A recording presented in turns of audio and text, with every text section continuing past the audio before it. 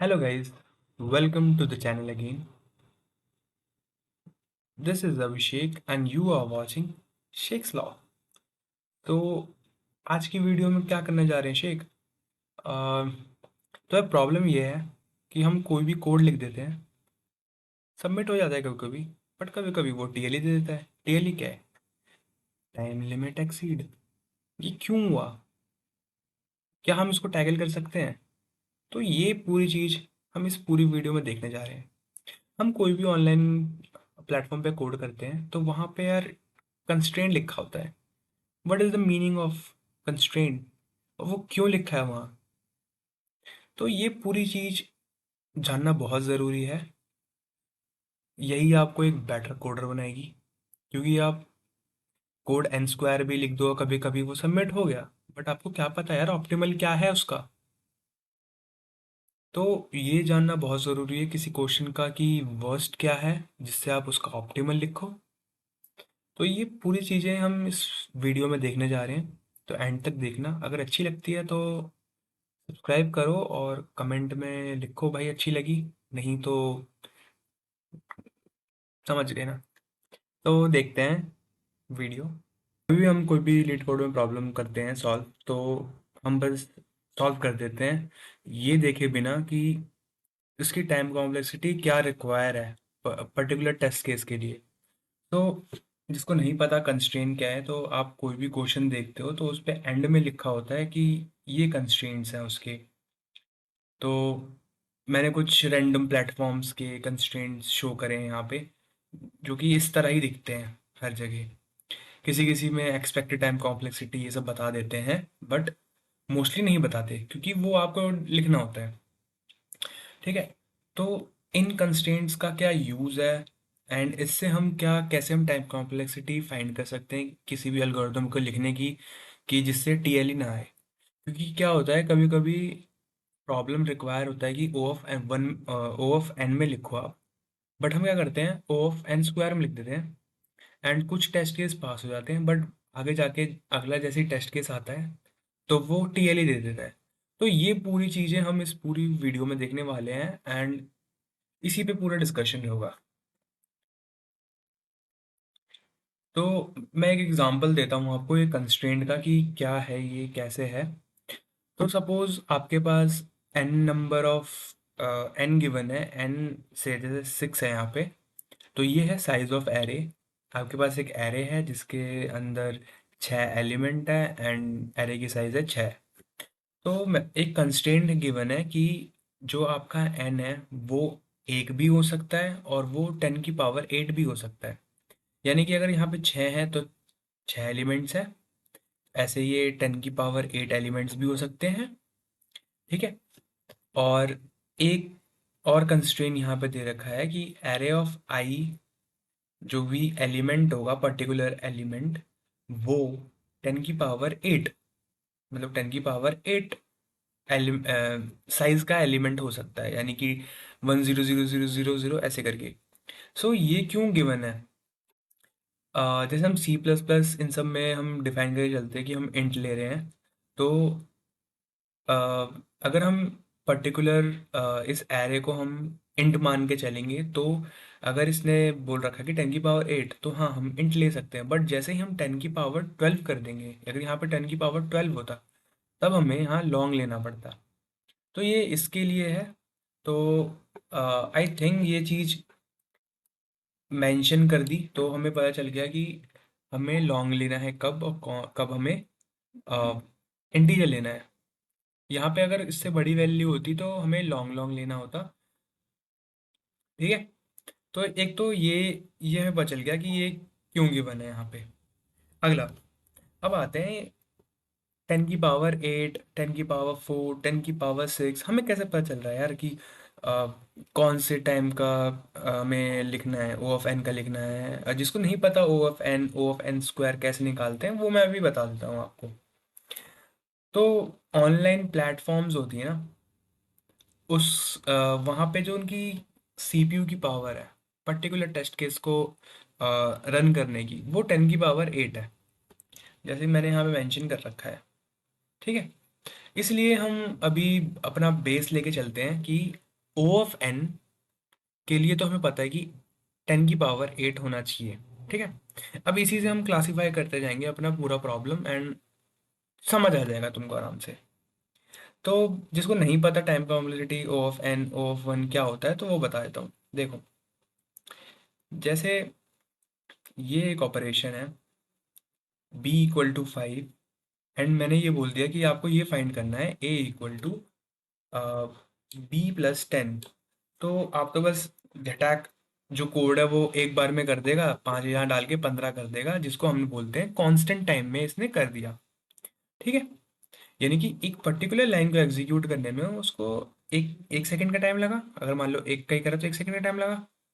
ठीक है, बट यही ऑपरेशन अगर मैं लूप में चला रहा होता, तो अगर लूप की साइज 10 की पावर 8 है, यानी कि 10 की पावर 8 तक वो चलेगा, यानी कि अभी जीरो आई, आई की वैल्यू जीरो हुई, ए की वैल्यू 10, फिर ऐसे करके अगली होती तो 11 12 13 14 15 16 17, तो यहाँ तो चलता हो। तो ये एन टाइम चल रहा है, क्योंकि हमारे पास ये जो वैल्यू है ये सपोज एन है, तो एन टाइम चलेगा। तो ये है ऑर्डर ऑफ एन, और हम हमेशा वर्स्ट टाइम ही लेके चलेंगे कि हमारा जो टेस्ट केस है वो ऑफ एन में ही सॉल्व हो रहा हो। मतलब कि कोई भी एक टेस्ट केस का साइज 10 की पावर 8 हो रही होगी, क्योंकि यार कुछ टेस्ट केस होंगे जिनकी साइज बहुत छोटी होगी, जो कि आप कोई भी एन स्क्वायर का भी कोड लिखते हो तो भी वो ओ ऑफ एन वाले में कुछ टेस्ट केसेस पास हो जाते हैं। वो क्यों? क्योंकि उनका साइज कम होता है।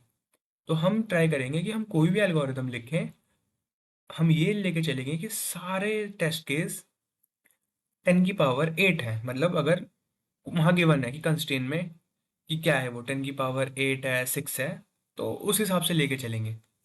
ठीक है, अब ये तो हमें समझ आ गया ओ ऑफ एन क्या हुआ। अब हम देखते हैं कि ओ ऑफ एन स्क्वायर क्या है। अब जैसे ये फोर लूप था, अब इस फोर लूप के अंदर एक और फोर लूप आ जाए, फिर ये मैं बोलूँ तो ये एन स्क्वायर हो जाएगा।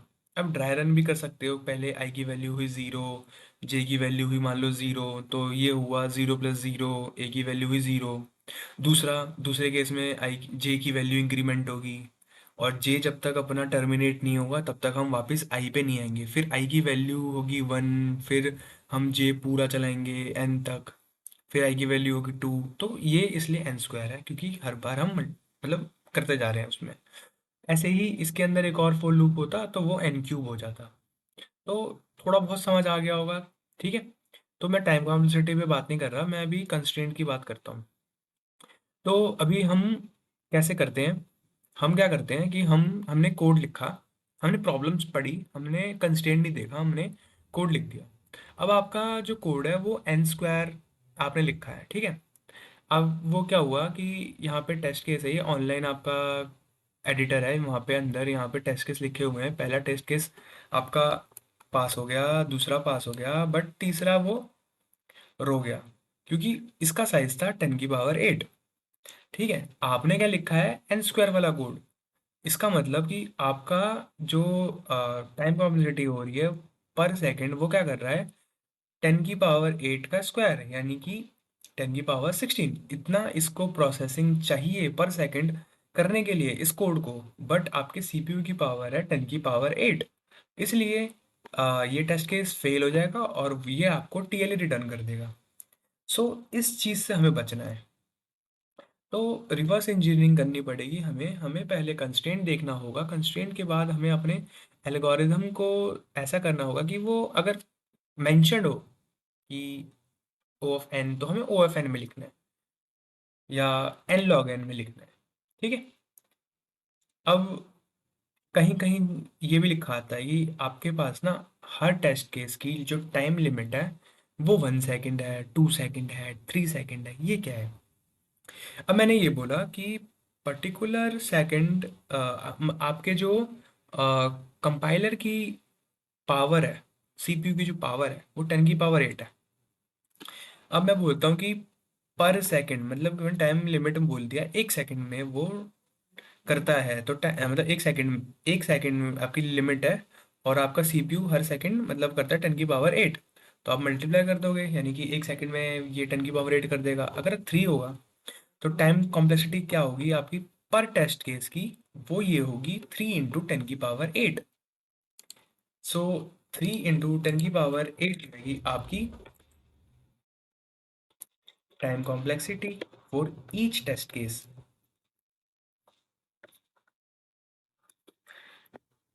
इसमें कोई डाउट नहीं होना चाहिए। डाउट है तो फिर कमेंट सेक्शन तो है ही आपके लिए, है ना। अब चलो यार शेख, तूने इतना तो बता दिया मेरे को कि मेरे को थोड़ा थोड़ा समझ आ गया कि मेरे को कुछ भी ऐसा मिलेगा तो मैं ट्राई करूंगा कि मैं कौन सी टाइम कॉम्प्लेक्सिटी में लिखूं। बट यार क्या तू मेरे को कुछ टेबल दे सकता है जिससे मैं थोड़ा सा और आइडेंटिफाई करने में इजी हो जाए। भाई क्यों नहीं भाई। लो भाई, टेबल भाई, तुम्हारे लिए टेबल भाई। हाँ, तो किसी भी कंस्ट्रेंट में 10 की पावर, पहले हम यहाँ से चलते हैं बेसिक से। हमने बोला था, हमने एक रूट सेट किया है अपना। हमें पता है कि 10 की पावर 8 हमारा एन स्क्वायर एन होता है, ओ ऑफ एन होता है। ठीक है। अब मैंने बोला कि शेख 10 की पावर 18 थी वहां पे, तो मैं बोलूंगा यार इसका भी आधा होना चाहिए, यानी कि कुछ लॉग करके कुछ होना चाहिए जो इससे भी आधा हो जाए। तो हम मैंने बोला यार 10 की पावर 18 होगी ये मेरी लॉग एन। अब यार एक चीज, जब मुझे पता चल गया कि लॉग एन है, तो लॉग एन में तो आपको पता होना चाहिए कि आप कौन सी सर्चिंग एल्गोरिदम्स लगाते हो। कोई भी ऐसी एल्गोरिदम सर, यानी कि पता चल जाएगा यार ये ना particular binary question, binary search का क्वेश्चन है, क्योंकि वहां पे भी लॉग एन में हमें निकालना होता है। ठीक है, या कोई भी और एल्गोरिदम जो लॉग एन में करता हो।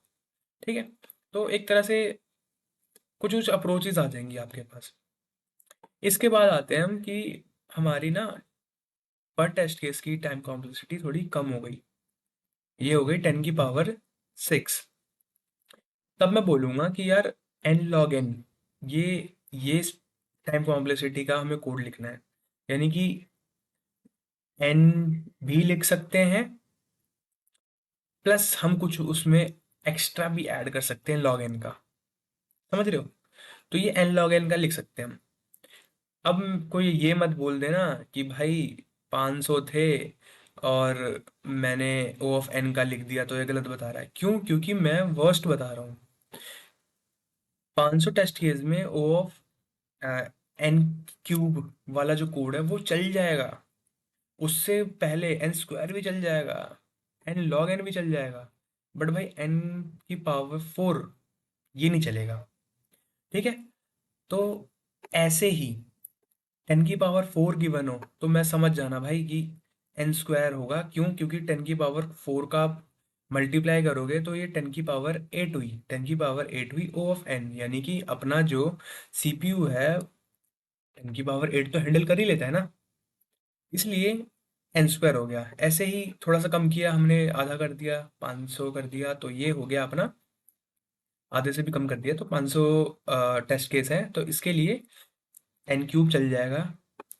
ऐसे ही 85 से 90 होंगे तो n4। 20 हो गया तो एक्सपोनेंशियल हो जाएगा हमारा टाइम कॉम्प्लेक्सिटी।